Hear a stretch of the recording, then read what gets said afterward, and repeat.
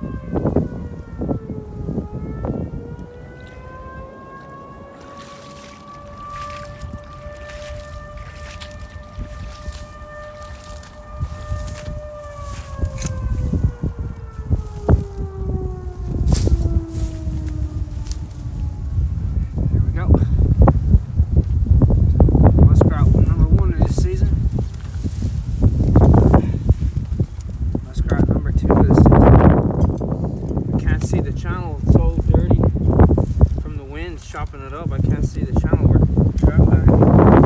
So I'm gonna have to wait to reset those sets.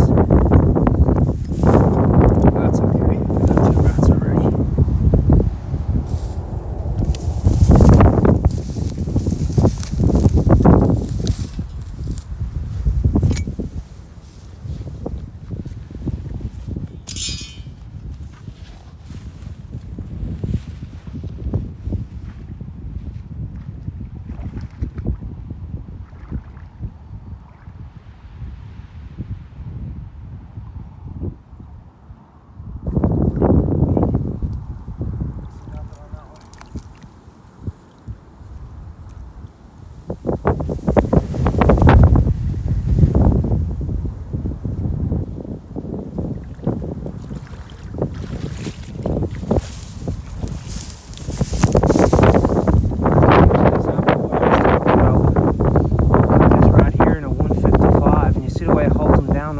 Because it suitcases them.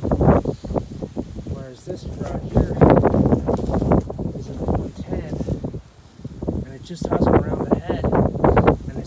floats up in the water, and that way the raptors can find them and they can come down and grab them and rip them off the bank.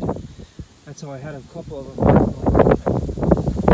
So you see, I don't know whether you can see it under the water, you can just see the triggers right by his head. So she just catches him around the neck because it's a regular 110 Magnum, but this is a 155. And it suitcases works hard. Okay, let's get these guys out.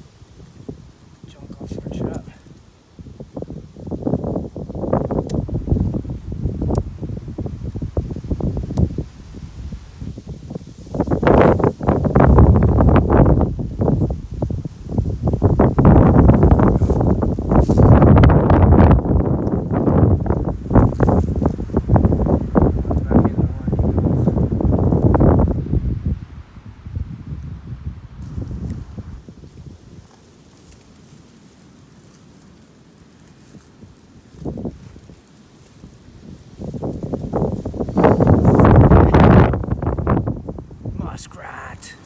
Love it. Next.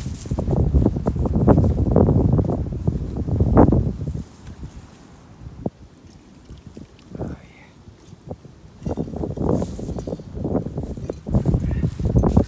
See, there's a 110 catch on the bigger rat, right in the noggin and front feet, but that's why his backside floats up.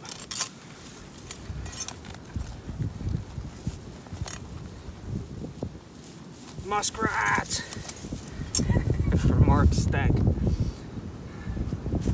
Awesome.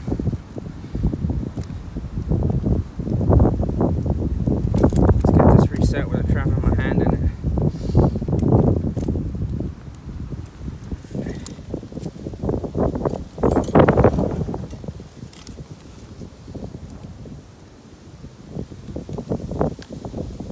This one's stuck.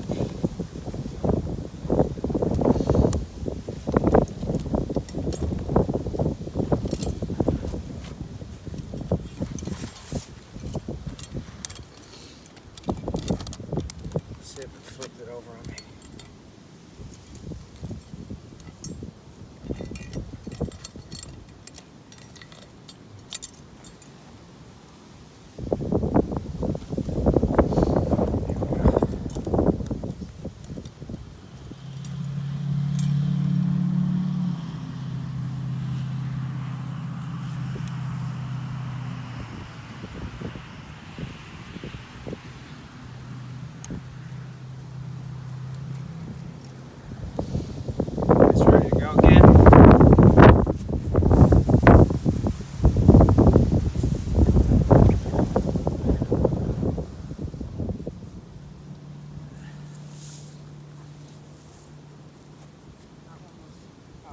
It was set off, but it was bumped.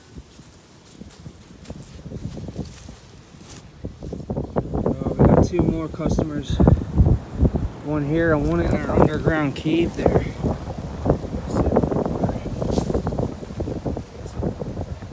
hard to get the shine off it.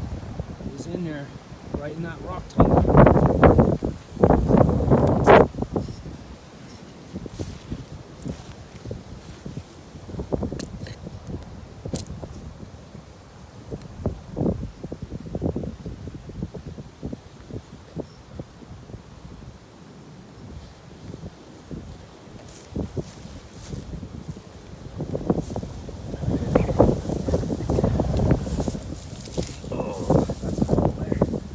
That real subtle trail.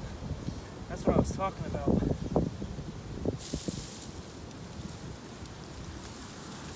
Yeah, that's a good rat.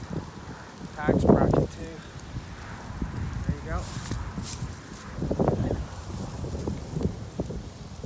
That's That's that really subtle trail. It wasn't a real hard trail. Another good rat.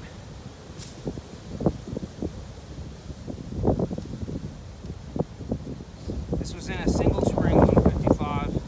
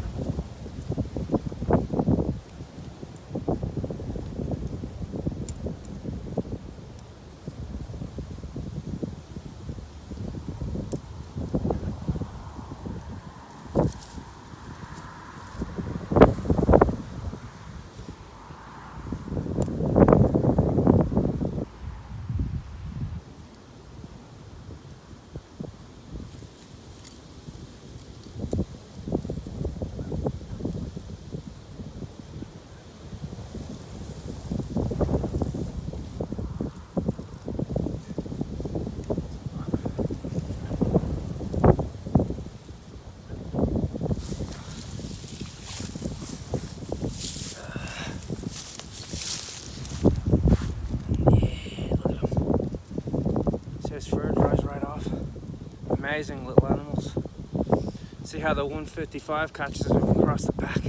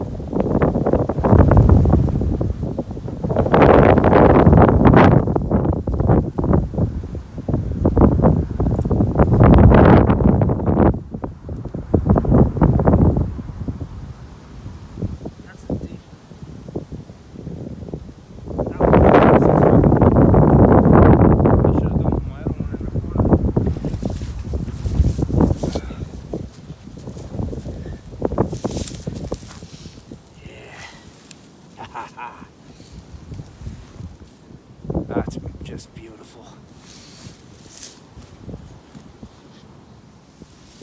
I didn't get to show you the set yesterday because my camera died, but my phone died. I had a DP here, but you can see, look, it's wrapped up in the junk here. And it's empty, so this raccoon got a free ride. I have a cable off the log here, but he got himself either against that tree or into his junk and he pulled himself out. And it's not too often I get them escaping from DPs, but if they can get close enough to something, they will. So what I'm going to do is I may cable it to the big tree here on this side. I also have a short drowner rod here. I might hook it to the drowner rod. Or I might I have a pocket set here that I made yesterday. I didn't put a trap on it though, but it's right there on the edge of the bank. I might use the drowner for that and get him out into that cold water, because that water is freezing now. Yeah, coon won't last in that. He'll drown. I'll show you some other sets I made. I gotta refix this one here. Okay, I'm about to put a pipe in yesterday. Put some fish oil up in it. I staked it. I'm gonna put a trap in front of that. I put a cage trap in here. Put some fish oil on it. Put some predator bait in the back of it. Nothing in that. There's my other DP I set with the pipe. I tried to explain that yesterday, but like I said, my phone died the cold. You can see here, this one was untouched. Put the DP in. I put the white pipe there for visual because it's hard to see the DP in the leaves. I have some Epler's coon bait in this, and then regular dry cat food in this. There's a trail here that they come up and down to the creek, and then I've got a little feeder creek next to it. So that one was untouched. I was actually surprised I had action on that coon trap because it was freezing cold. Still is. On this side now I have a mink box. And you can see, if you see inside the box there, I made a pan instead of a fork. And I have some bait up in the back of it there with lure and fish oil. I have lure smeared on the front of the mink lure. I think it was Cavens, mink lure, and Hod Baker's. I have Cavens mink lure on one side, Hod Baker's mink lure on the other side, so we're going all out. You can see here, this is a little bit of a coon trail here too. It comes up and down through water, and here. The other side there is where I had that DP, but yeah, I can leave mink sets out for a long time. I might not catch a mink at all. But come out into the creek here. There you can see the pocket set I put in yesterday. Oh yeah, this water's like ice. Pocket hole right there, and I pull the bank out onto it so I can put the trap right down on it. So I might put a set in there too. See what we got. I don't know if the coons are coming this way and then they're coming down in here to get to the water and then coming back up that way. That's possible.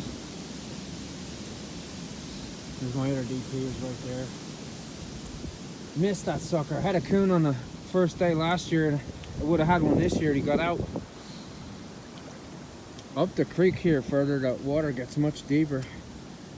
But there's another good trail actually on the other side of the bank here. Oh, I gotta be careful, I don't slip in this water. Do not want to take a bath in this. The water's not really deep here, it's knee deep.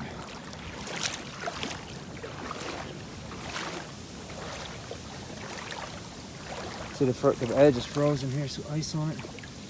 It's just a deer trail. But the coons might follow it too.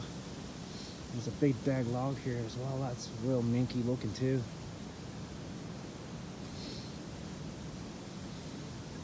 Alright, let's reset our stuff. You see how inviting that pipe looks there? I mean, what self-respect. I mean, look at the junk around here too. It's got a good flow of water. There is a bridge up there, but the bridge doesn't have straight edges where I can put like a bottom edge set. It's just rock under it. I don't want to go up and have a look at it though. But look at that. You can see that from the opposite bank. No self-respecting mink would pass that up. Alright, let's get our sets set. We'll move on. Okay. I moved this trap further down the log. I hope you guys can hear me because the wind is just awful. I mean, it's awful. But if you're setting a lot of these DPs, there is actually a tool you can get. Just a little bent rod, you could actually make one. What it does is it goes in under the DP spring like that, and then you pull it back, and then you set the trigger. That's how it works. For people who have arthritis and knuckle problems like me. And there's our DP set once again, ready for Mr. Coon. Hide the chain. Always try to hide the chain on DPs because you don't want the coon pulling out the chain. He'll pull the trap up. So I like to push the chain down into the ground, and we'll cover it with some leaves. Get that cable so it's tight under the log. Pull a cable so you can't see the cable. There we go. Root out of his way. Okay, let's rebait it and put some lure on it. Okay, got some trapping time coon chum that I mix with a little bit of cat food as well. Sprinkle a bit in, sprinkle a bit around. Coons are greedy. They'll just keep eating. As long as there's food there, he'll stay. Get a stick here, and right on the top of the ring of the trap, I'm going to put some of this Epler Bandit Eliminator. Oh baby, that's like candy.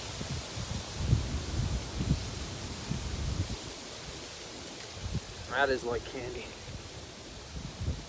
Oh yeah. And I'll put some up on the log here too, so you'll smell that. Now I have some on my finger. Maybe I'll lick it off. Freaking cool. Actually, when it comes to trapping lures, the coon lures usually are, you know, not too bad smelling. So, all right, this is ready to go again. I'm going to check my other one, make sure I have it's still full of bait, because sometimes the mice will rob it. If you're getting issues with mice, a good trick is to use a cotton ball, and then you can get lure that's designed to soak into the cotton ball. Epler makes that too. You fill like an eyedropper with it, and you can squeeze the scent lure into the cotton ball, and then the mice won't pull the cotton ball out, so you can't get to the bait. Or you can use some of those big Stay Puft marshmallows, like Ghostbusters, and you stuff the marshmallow in the top of it. The coon will eat the marshmallow, he'll have no problem getting it out, but the mice have a much harder time getting it out. So, all right, let's put my set in the water here and see what we can do with that. Maybe I'll use my drowner. We'll see. Okay, I gotta try and get this done before my phone runs out of power again. Okay, I'm gonna show you some of the versatility here of the Hagz bracket. What I have here is a miniature drowning rod that I made. You welded a big washer to the end of that rebar, length of rebar. I had a longer one of these at home for, I could put it out into the middle of a river or creek. Now I have a Hagz drowning bracket on here, and then I have a clip on the end of it so that the trap won't pull off when I pull it out of the water. This is going to go into the stream bank. This is going to be anchored at the other end. But what I can actually use is I don't need to use my drowner bracket here, because I have my #1 trap here, my Victor. This is actually a Duke. My other one is a Victor. But I have it with my Hagz bracket on there. So what I'm going to do is I'm going to use the 1/2-inch hole on the Hagz bracket. So it'll go through that way. You see how easy it slides down, but when you go to pull it back up, it locks off right away and you can't get away. You just have to make sure you orientate it in the right direction. So this is going to be the bank side. You can always test it. So this is the side I'm going to have anchored. I'm going to have my trap on my hole in the bank. So when the animal gets caught, he can go down the rod that way out into the cold water, but when he tries to come back up this way, he can't. It locks off. So let's get this set. Another trick I'm going to use is I have a little piece of PVC pipe left over from redoing my bathroom. Offcuts these for a sink trap. I'm going to put this in the bank. I'm going to push it in over the hole, and I'm going to fill it with fish oil so that the fish oil just real slowly drips out of it. And it's a little more weatherproof than the mud. The mud will have a tendency to wash out if it rains. This won't wash out if it rains, so plastic will hold the scent a little longer. So I'm not gonna put my camera out in the creek because it's so windy. I don't want it to blow over. But I'll set it up and then I'll show you the finished product. Okay. Another trick with the Hagz bracket.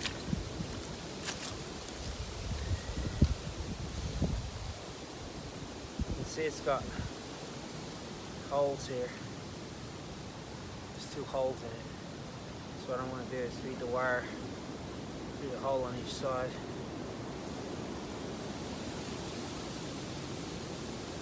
Just cut a length of wire.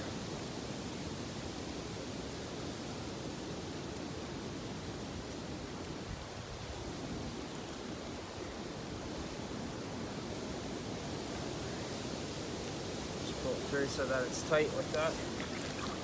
Now what I'm going to do is I'm going to wire it right through the piece of drain towel I have here.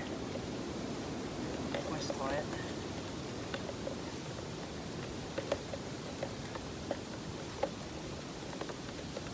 Now I'm not going to rely on that solely as my anchor. I have a piece of wire here, a longer piece of wire. Because I can catch a coon in this, that's altogether possible. So the back hole with where the screw goes, I'm going to put my wire through there.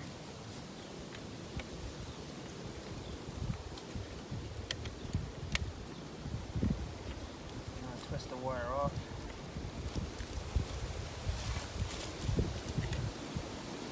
Now, put it up there. That's it. What I'm going to do is, this is my Victor.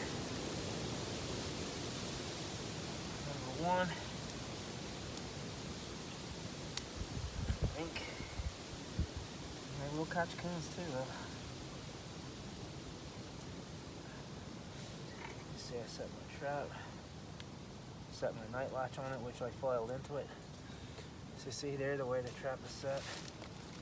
Now what you can do is, with the Hagz bracket, and over to, you see the way I notched the bottom of the pipe out? That's how the trap fits right up against the bottom of the pipe.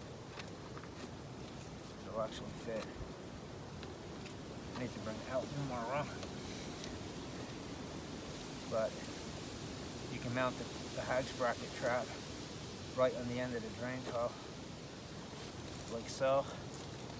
And you can actually have it suspended on the drain towel. So I'm going to set it up, set it in the water.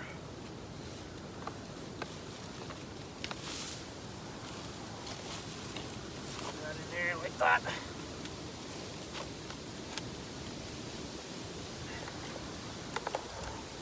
Put my gloves back on. Where's my inner wire? There it is. So what I'm going to do is wire it off over here to this tree root. It's a pretty gnarly root here.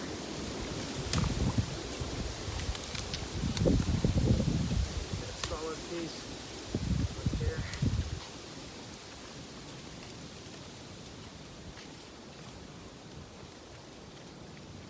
I'm going to wrap it 2 or 3 times around that.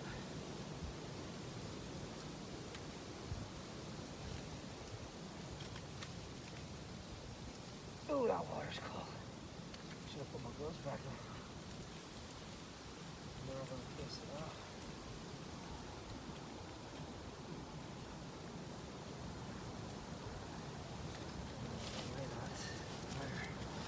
That way, so nothing's going to pull on the wire.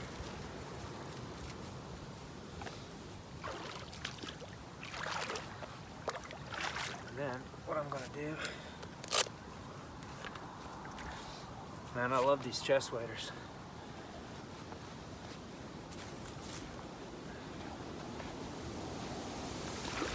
What we're going to do is, I have a little bed there for it.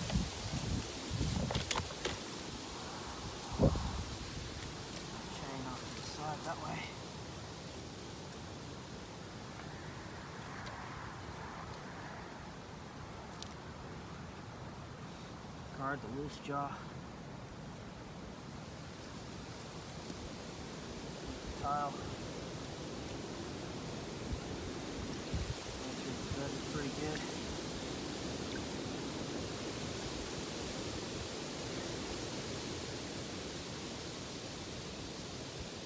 This one is just under the level of the water.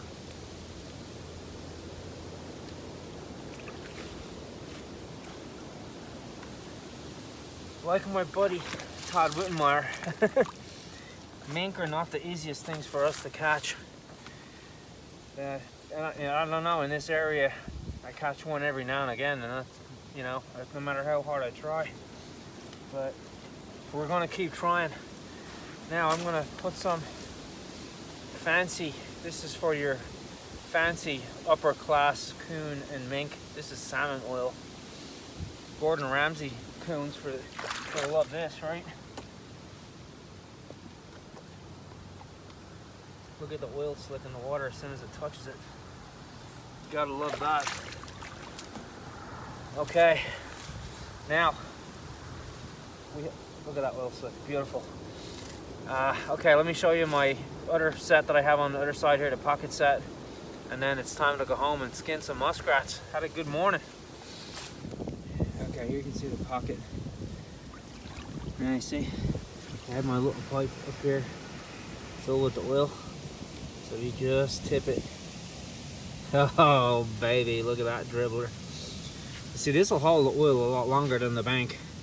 And you can see it's dripping in there, so when the current comes down, it's going to carry the oil out. You can actually see the oil slick there. It's going to carry the oil out this way. Now here you see my drowner rod. I have it hammered into the bank diagonally. Then the rod goes out, and then there's a giant big rock here I had it pegged under, so that should hold anything. I have it out in front of the hole because a lot of times stuff will not go into the hole, it will pass the front, but it won't actually go in. I have no bait in it yet. I'll probably cut up one of those muskrat carcasses, shove a piece of muskrat up under there. There is lure in there, and there's gland lure on it. So the pipe too adds a little bit of visual, because again, look, if I go further away from it, you can see it. See how it sticks out like a sore thumb? Same as the other pipe there where my camera tripod is there. You can see it a mile away. So, all right. Hey, look at what's in it. What's this?